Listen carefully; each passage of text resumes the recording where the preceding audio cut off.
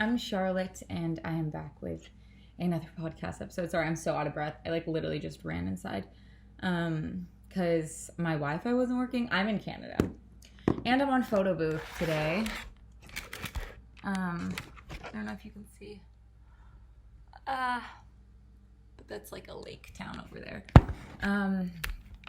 I'm in, not my hometown, I'm 3 hours north of my hometown. I'm from Toronto. And the reason I'm out of breath is because I had to run downstairs to get Wi-Fi to find Tumblr questions. And run back up. The reason I'm on my photo booth is because, and I'm sorry for the quality, this will not look like this after this podcast. Maybe I'll have like one other one like this, because I might do another one while I'm up here. But I can't, like, the Wi-Fi is so slow up here that I can't import. It's like this weird technical thing that you guys don't care about. And my mic is like not working. So this is just a shit show. But you know what? It's fine. So I'm just going to preface, like, with these Tumblr questions, like, all I can do is answer what I would do. And that's kind of it. I've said in my other Answering Tumblr Questions podcast that this is what I did on Tumblr for years. So I didn't intentionally make it like an advice column. I just had a Tumblr and I reblogged photos. And then over time, people started obviously asking questions. And then I just started answering them. And then that kind of took over my Tumblr. And then I actually just stopped reblogging photos just in general. And it just became just written word, just like a written blog Tumblr pretty much. So that's like what I'm used to doing and what I like to do. So I don't know why, but I just do. So I'm sorry if this is like, whatever. Question for pod. This one just came up. How to cope with FOMO, or how to stop FOMO and insecurity that comes with it. I live an hour away. Sorry, I'm dyslexic if I like mess up my reading. I live an hour away from my friends and I have no friends in the town I currently live in. Due to this, I have bad FOMO.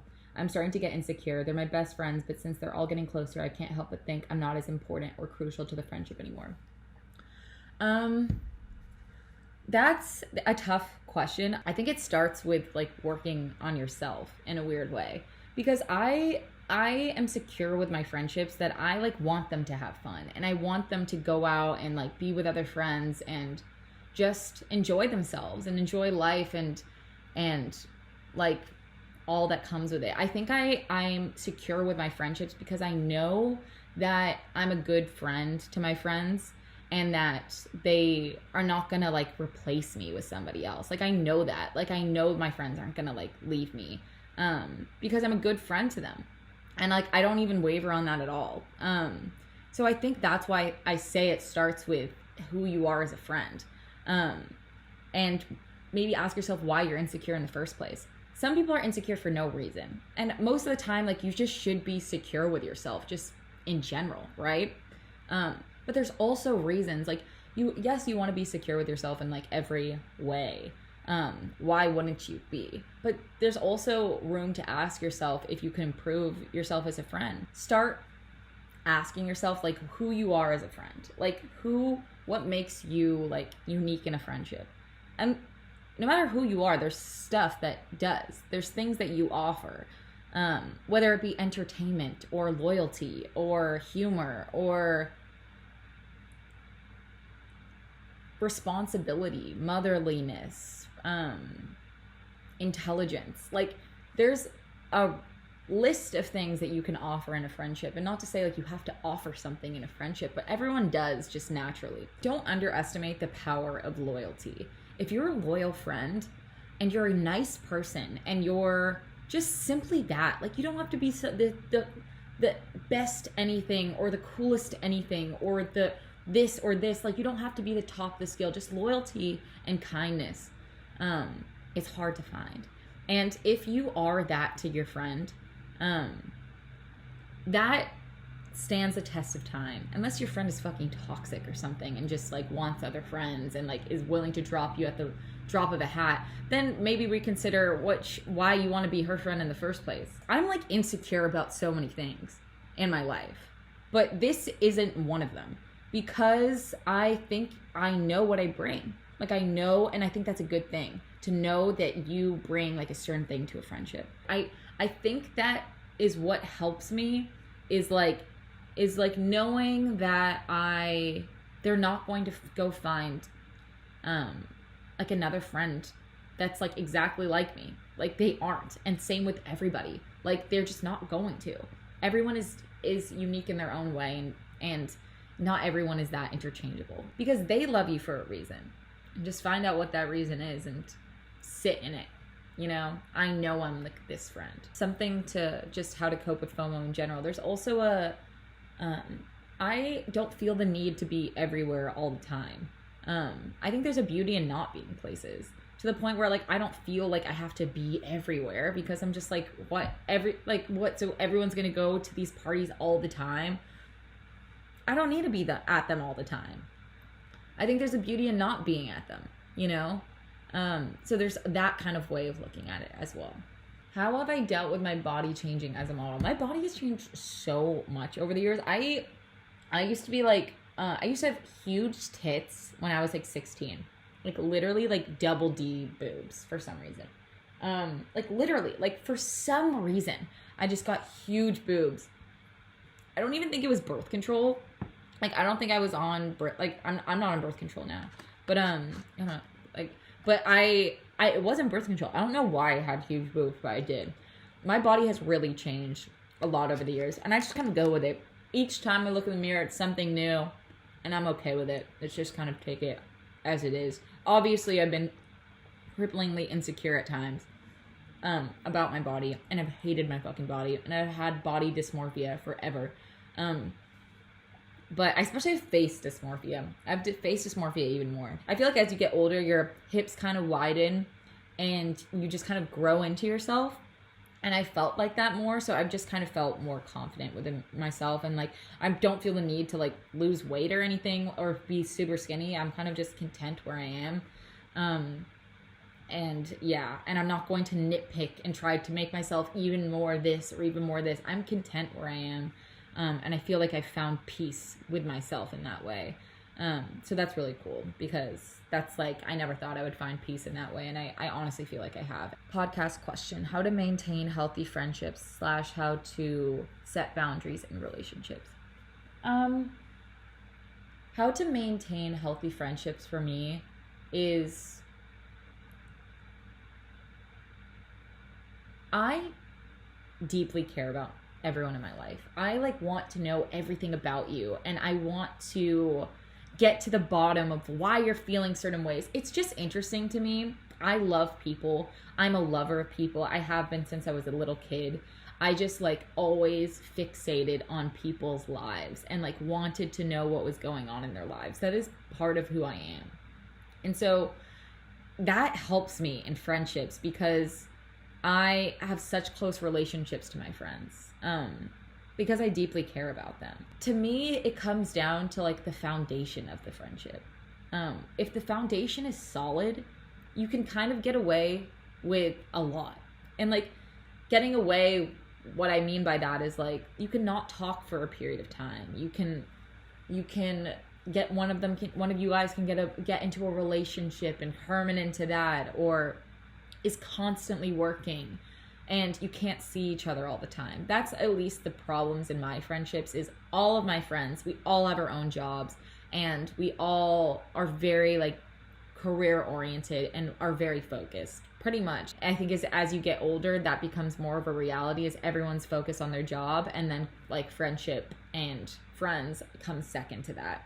And it's always there. For me, again, like healthy relationships come down to general interest in their lives. I think if you have a general interest in your friends' lives, they like people that are interested in their lives. I like rarely find those people. That's how I know they're rare. So I think if you genuinely care about your friend will appreciate it. I take pride in my friendships. Like I really like strive to be a good friend. It's really important to me because I love my friends. My friends are like my family. Genuinely. They always have been, because I'm not like too close to my family. So my friends are like my world. This is like my territory of like what is truly so important to me. And I understand that maybe I value friendship more than my friends do. But I'm okay with that because I'm just okay with that. So that's why maintaining healthy friendships are so important to me and why I care so much about them. I think just like learning to care about your friends and have it be as genuine as possible and not forced. And hey, like if you need to like remind yourself how to be a good friend, that's fine, because you know what, that's coming from a place of wanting to be better, and that's coming from a place of genuine love for your friends and knowing like, I want to be better. It's okay to want to be better. I certainly have felt that throughout my whole life on a continuous basis, so I relate to that. We're not all born fucking perfect. It just doesn't work like that. And we all have an arc, a character arc. And if your part of your character arc is learning how to be a better friend, there's no shame in that. I had to learn how to be a better friend too. It's just how it works. You improve on everything as you get older. And I think even just asking this question is proof of that. How to set boundaries in friends. Honestly, I don't know if I'm like the best person to answer the boundaries thing, because I literally just like don't talk to anyone a lot of the time. Like, I've talked to my friends, obviously, but I can go into full hermit mode where like I don't reply to anybody for like a week. So my boundaries have been set. I do not respond to anyone's text messages unless you're like one of my closest friends. And that's a boundary that I set up for myself, and everyone has accepted it, actually. That like, Charlotte doesn't really reply to people's texts. So that's a boundary that I set. I just was unapologetic about it, and that was it. And I was kind of just like, but at the same time, I went in person. I'm 100% there. I'm 100% engaged in what we're talking about. But I just don't think it's this normal to text people this much. I don't think it's this normal. I don't think, we've never had this before. To be in this close contact with so many people all the time, I don't think it's this normal. I don't think it's healthy, and I don't like it. Protect your peace unapologetically and show up where it matters. That is how I do it, and that is how I see my favorite people do it. My favorite, like my best friends or people I really admire, they're unapologetically respect their peace and respect their private time and take time when they need to and take their time off when they need to. And then when they need to be there, they show up. You have to reserve your energy and know when to not spread yourself out too thin. I certainly have spread myself out too thin, and it's caused me a lot of pain in the past.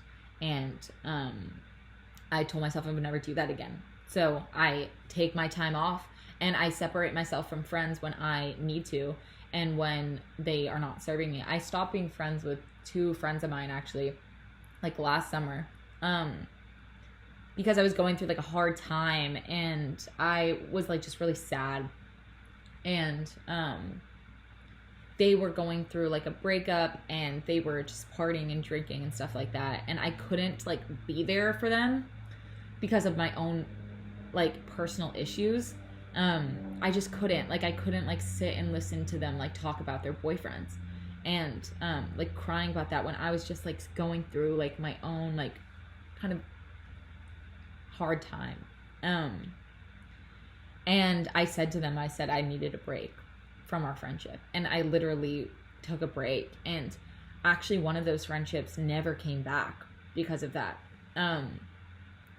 But I think it was for the best. You kind of filter people throughout life, and not everyone is going to understand your boundaries. But that's okay, because there's going to be girls that do, and there's going to be really good quality people that do. And that's just what I keep in mind. If someone doesn't know how to respect my boundaries, or doesn't take the time to understand where I'm coming from, or take the time to care about where I'm coming from, I don't think we should be friends anyways. So that's how I look at it. If someone's not treating me the way that I would treat them, then I don't feel the need to like stay their friend. I am so protective of who I'm friends with. I have such a small niche of friends, and I go solely based on intuition. Basically, like, my radar is like, who's gonna be like nice, who was rude to me the first time I met them and are suddenly nice to me now, or like who who has just been like throughout just genuine and kind and sweet and like always took an interest in everyone. And like, I just go based off my intuition. And my intuition, like, for the most part, hasn't really steered me wrong. So yeah, I'm definitely protective over who I'm friends with. And I'm very specific. I look for very specific things of character things of like, this girl has this thing that's really special and unique about her. I like this girl. I want to be this girl's friend. So I look for different things in people that I find interesting or magnetic, and those are the friends that I like to keep. Because I like friends that make me a better person and add something to my life and change me in some way or make me more dynamic in some way. So if someone's not doing that anymore and they're also being a bad friend and are not kind to you, I don't feel the need to stay your friend. Because why would I even stay? You're not even nice. So yeah. What did I eat today? I haven't ate that much today. It's 3:00. There's a boat passing. I've had some blueberries, a pizza pocket. I think that's it. I haven't really ate that much today. For people who don't know, pizza pockets are my favorite. They were my favorite thing in Canada. I don't know if you're gonna hear that boat, probably. They're my favorite thing in Canada. If that's someone like blowing leaves, I'm gonna die. It's a seaplane. Can you see it? Not really. But there's a seaplane taking off. I don't know who seaplane is. Probably some rich person over here. But anyways. But yeah, if you don't know what pizza pockets are, oh my god, the best thing in Canada. If you ever go to Canada, buy pizza pockets. They're from Pillsbury. It was like literally the saddest thing ever when I moved to the States and I realized that they didn't have pizza pockets. I literally, like, I used to eat those breakfast, lunch, and dinner. That was like my life for years. And then imagine not being able to eat them at all. It was like genuinely devastating. I tried ordering them online, didn't work. And so now when I come here, all I eat is pizza pockets. It's like my favorite thing ever. It's like basically a Hot Pocket, but in here they're better. Have I ever struggled to fit in? Yes, to answer your question. I think like a huge portion of my life I've spent trying to fit in. I like rejected like every single part of myself that like separated me from my friends. Because I didn't think it was important to me. Like I just didn't feel like that was something I needed to like go follow. Like it's weird because like my personality has been the exact same since like I was a kid. Like if you see like it's changed, sure. Like I've actually changed a lot, but like there's fundamentals that stay the same.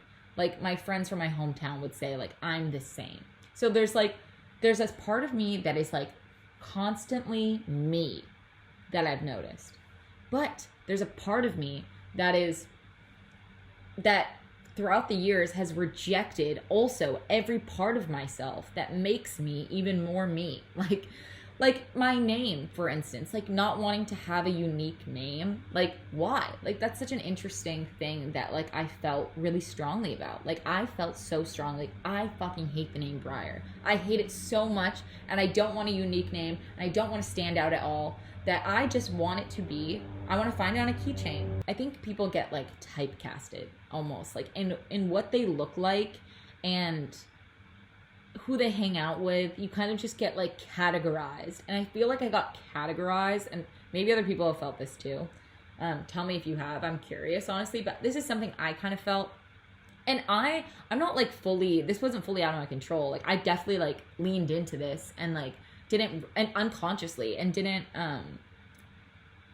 like fight against it. And I just like tried to kind of like blend in as much as I could. I never wanted to stand out in any way. Like literally ever never wanted to be the center of attention. Just wanted to go kind of under the radar, like have peace. People liked me, great. Like I just wanted to kind of fit in and just like be cool. And then I realized like parts of me like love to explore, and parts of me like love to experiment, and I love like style, for instance, and I love to change things about myself, and I love to like reinvent and like play in these different characters of myself. I like love it. And there's so many different, I realize, like sides to who I am and things that I'm interested in. But I at least noticed, and I've had to come to accept actually, that there are things about myself that aren't meant to maybe fit in. And I would actually be doing myself a disservice my whole life if I completely tried to fit in for the rest of my life and be like everybody else. And maybe that I'm not supposed to be like everybody else. And that's okay. I think most people aren't like everybody else. I actually do. I think that most people are themselves. So yeah, I have struggled to fit in.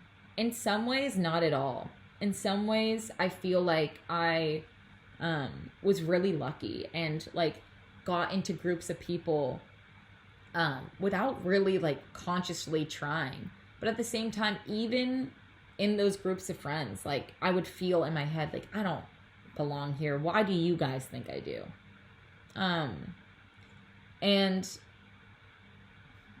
so that's the interesting thing of like, so the people that maybe to other people feel like they fit in or whatever that means, they don't feel that way about themselves. So where does it end? You know? Like this is such a stupid example, but I'm gonna bring it up anyways. You know that song with Justin Bieber and Ed Sheeran? I think it's like, I don't care, no. I'm at a party I don't want to be at. That one, and I don't ever wear a suit and tie. Wait, is this gonna get copyrighted? It's like about like not fitting in. And like feeling like I don't think we fit in at this party or whatever. I'm really good at singing, obviously, but I remember listening to that song and being like, I like this. Like I like that these are like two like incredibly talented artists that like have obviously like reached their full potential and have reached kind of the height of success that you can be, and they're singing about feeling like they don't fit in and they feel like they don't belong. So then I remember listening to that being like, that's interesting, like and I'm sure, even though it's a song, like I'm sure there's some truth to that. I'm sure they can relate to that. I'm sure, and think everyone kind of can. And then you think about it, like, what does that actually mean to fit in? I don't think like fitting in even exists, is my point. But at the same time, it kind of does. Like, that's also exists. I've kind of come to terms recently that I'm just going to be, like, the best version of myself, and people can, like, take me or leave me. You know what I mean? And I think that's, like, how life should be lived. I tried the other way. I tried fitting in, and I tried to be, like, all of my friends, and I tried to listen to their advice and just be as the best, like, girl that I could be. There's little pockets all over the world I feel like I fit in better. And maybe it's not what I originally thought, and maybe that's okay. But there's places I fit in better than others, and I don't necessarily feel like I fit in all the time. And that's okay, because as long as I'm going to try my best to, you know, be kind to the people that day, that's all I can do. And I don't think too much about it. People can take me or leave me, honestly, as they want. And if someone doesn't like me, I'm kind of just like, it's your problem, not mine. Like, seriously, that's how I kind of look at it. I'm just kind of like, that sounds like a you thing, because like, I don't know. Could you please do a podcast episode touching on why you don't speak to your family? I'm not going to do like a full episode, but I'll like talk about it here, like a little bit. I don't talk to my dad, and I don't talk to some people on my dad's side. I also at one point didn't talk to my mom. And at one point, I didn't talk to my sister. My family is very disconnected, and we, none of us are really attached to one another. My mom had full custody of us, and my dad, like, didn't really, like, want anything to do with raising us. He's, like, a perpetual, like, Peter Pan kind of thing. This is, like, me saying it, like, in the nicest way possible. But he didn't quite, like, grow up. And, like, I had gone when I was younger. I also didn't talk to my dad. I think I spent like 4 years not talking to him. He did something really heartbreaking to me. It was actually what I would equate the first time I had my heart broken. Was like that time. And my dad has like a personality disorder. He's like mentally ill. Like he just has like genuine like psychological issues. So he is not someone that would benefit for me to have him in my life. I've like talked about it with my psychiatrist. My psychiatrist doesn't even think I need to talk to him. He like doesn't have like any real relationships in his life. He just lives in Thailand and like left his like 2 daughters, not me and my sister. He had 2 new kids. And with my stepmom, who is a great person, and I really feel for her. And we've had our own complicated relationship, but now we're actually like good friends, and I love her, and I think she's the best. So I think she's great. They're still legally married, but yeah, it's a really complicated situation.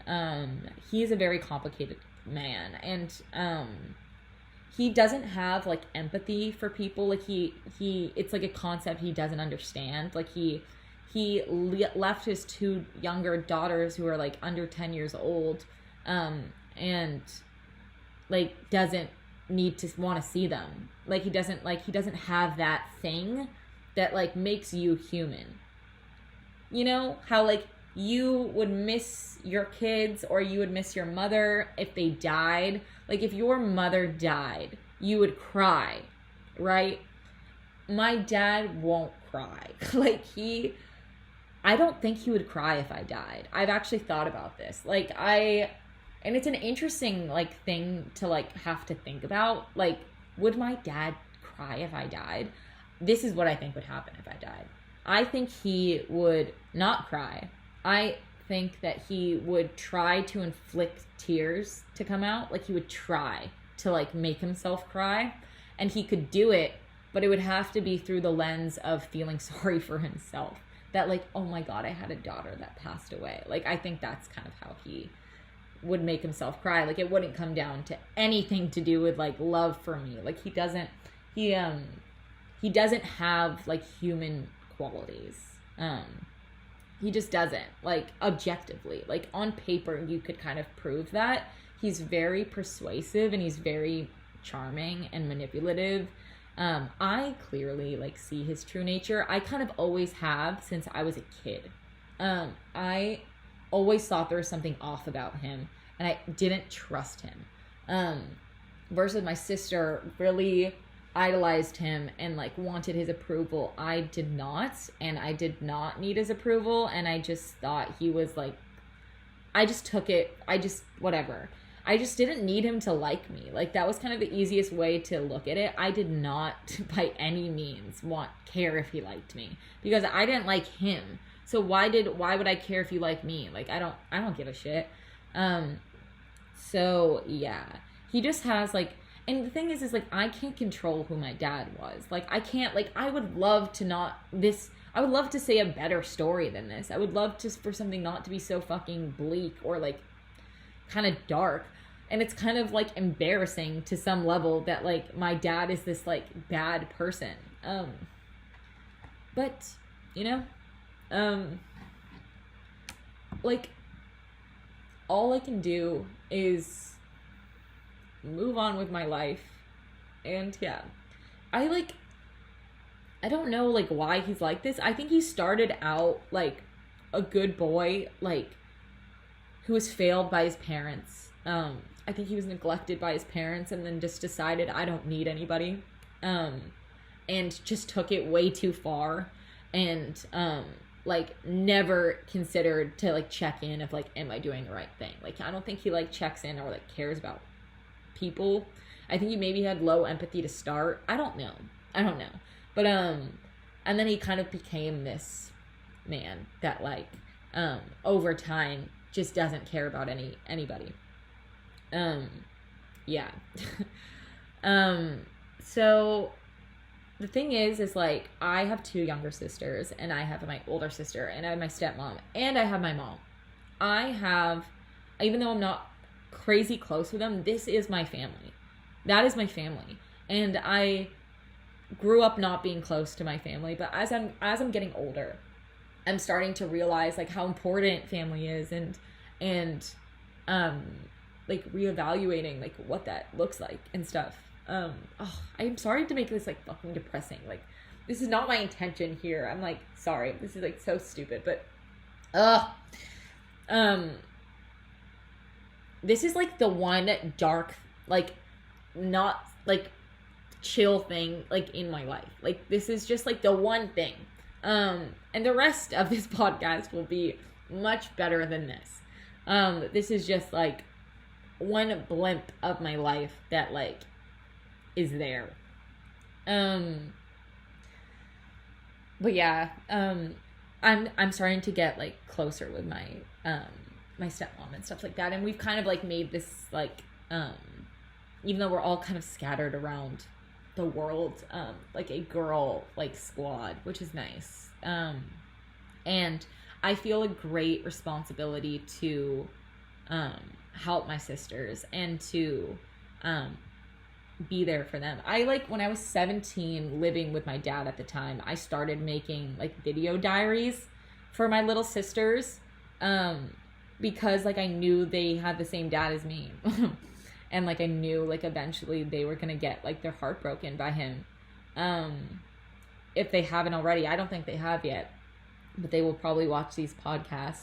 Hi, Carmen and Zara. One day. And yeah, it's just like some people just, you know, shouldn't have kids and shouldn't get married and he should just stay in Thailand. And whatever. I keep going back and forth of how much I want to share, because it's almost like I have like a compulsion to say the whole truth, and I've already tried to bite my tongue talking about this topic so much, because it's just like cleanest way to describe it is he's mentally ill and he lives in Thailand, and yeah, that's kind of the end of our relationship. I would love to be like secure enough in myself that I could have some kind of relationship with him, like just like from time to time, like maybe once a year, like see him and be like cool with that. But I'm not really there yet, like with my security with myself. Also too, like there's something about him that's very dark and very empty that like I almost don't like want to be around. It's like, it's kind of scares me. So that like kind of has prevented me from wanting to fix our relationship. Like with my mom, for instance, like my mom's a good person who like just didn't like, who just wasn't perfect. Like that's all my mom was. And like she's trying, and like I really see that she's trying, and like maybe she wasn't there enough as a kid or whatever, but she at least like has a good heart and like good intentions. But not everybody does, and like not everyone has a good heart, and not everyone has like human feelings and like human emotions and like has like empathy and compassion for people. It's just the reality. Not everyone does. And like I'm sure if not you have friends with parents that are similar to this. I've seen parents like some people I know, parents where I can see like their parents like don't feel like normal people. Like one of my friend's boyfriends, I can see like his dad. I'm like, yeah, like it's like kind of common. Like some parents like some people in general, regardless if you're a parent, like some people just don't feel like normal people and like have like something off about them, or like inhuman about them. And my dad happens to be one of them, which sucks, but like it's true. And our family is kind of just coming to that conclusion of being able to say that,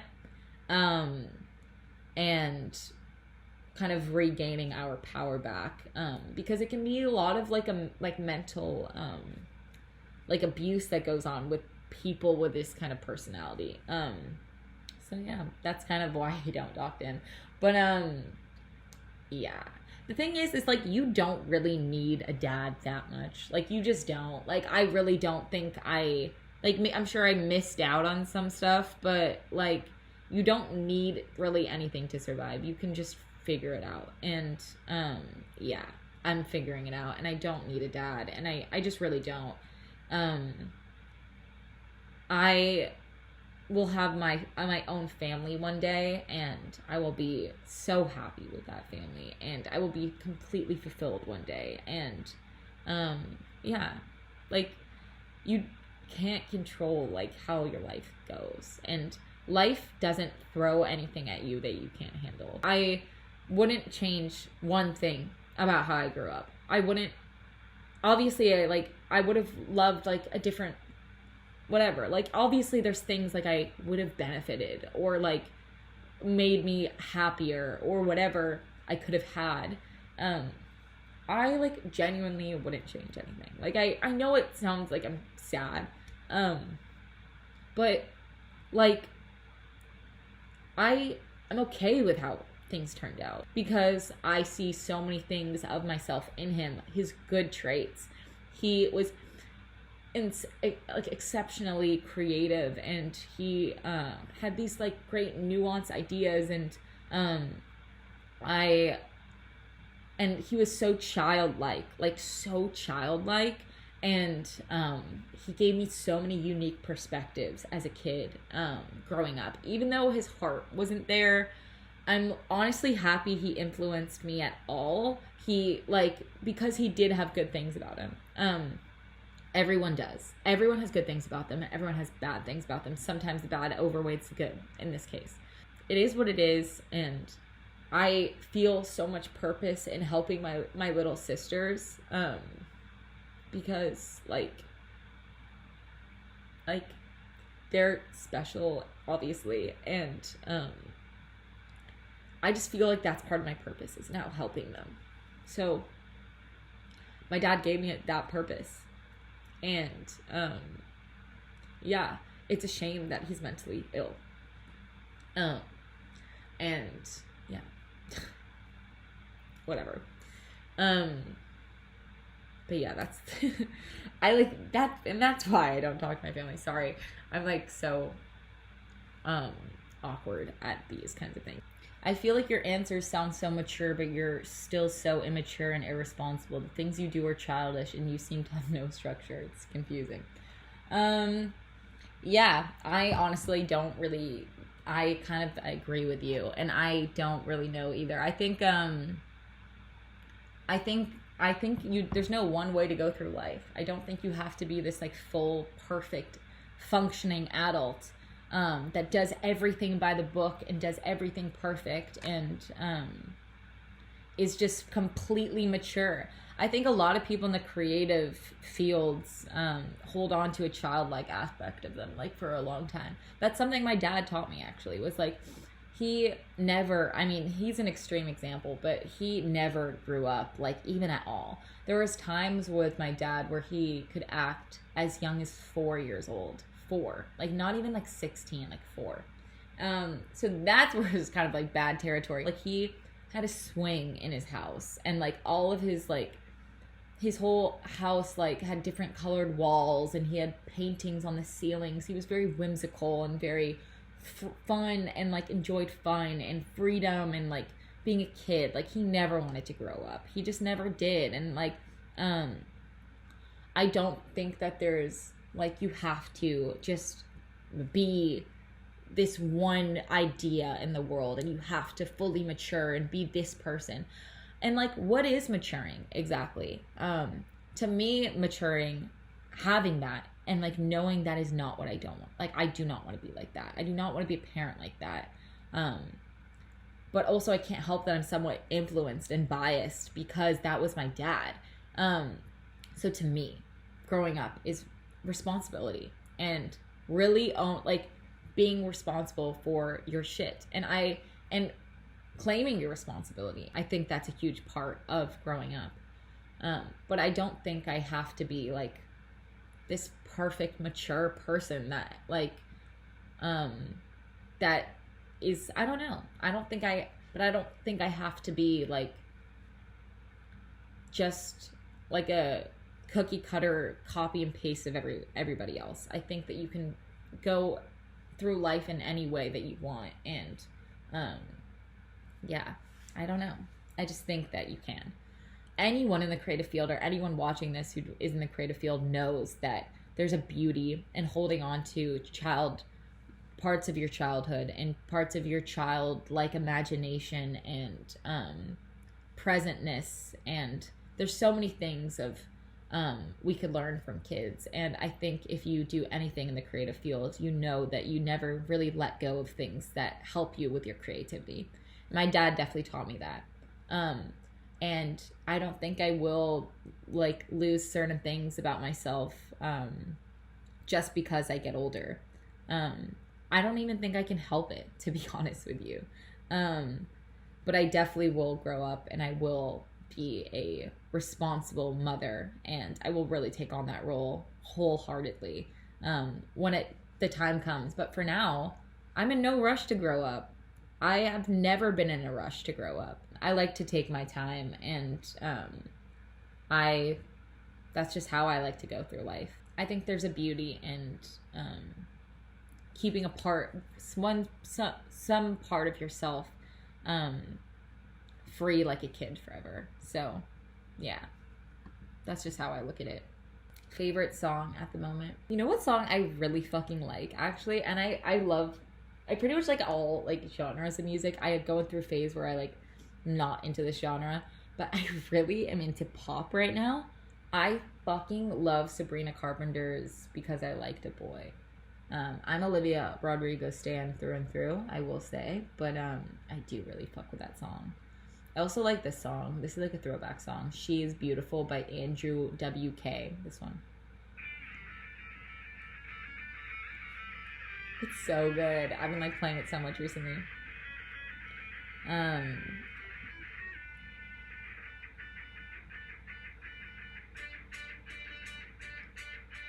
Do you guys know this song? Do you remember this? I'll play the chorus.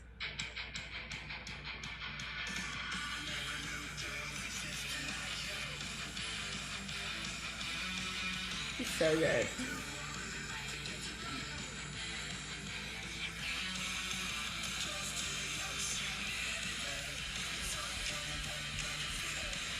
Also, this song, also a throwback song.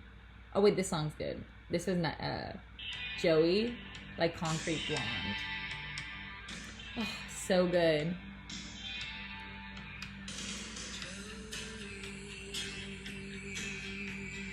Baby. What else? Oh my god, this one's like kind of old. I mean, it's like a couple months old, but I still fucking love it. Glimpse of Us by Joji, which was like huge on TikTok, but I love Joji. I think Joji's like literally one of the coolest artists. I think he's fucking like so authentically rad. Like he started on YouTube, and if you don't like know Phil, like he did like, I'm like a true like fan of his. I think he's great. Like I actually like admire all of his work. He like started the Harlem Shake. He had like YouTube videos, and he used to go by Filthy Frank and like the Pink Guy, and he had like, I used to know his YouTube videos like from like 8 years ago. And then he started becoming an artist, and like all of his songs that he puts out like have been literally like just so beautiful to the ear. He's like really like tapped into something where he like really knows what people want. And he's just like such a creative genius to me. I think he's like really fucking cool.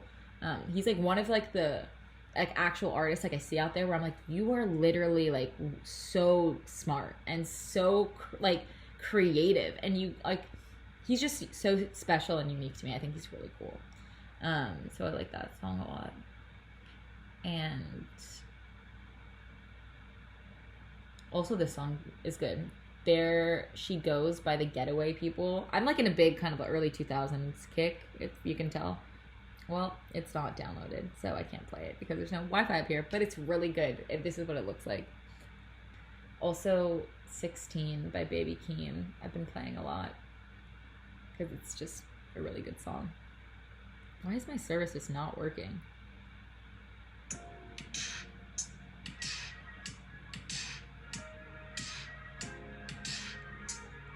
Yeah. And that's it. Those are some of my favorite songs right now. And that concludes my podcast. You will be getting this tomorrow. Sorry, you will be getting this tomorrow. And yeah, let me know if you want me to do another solo episode and what I should do for these. Like, I don't know what to do for these, or if you want to interview next week, let me know. So, but I have to go edit this because you're gonna need it for tomorrow. So.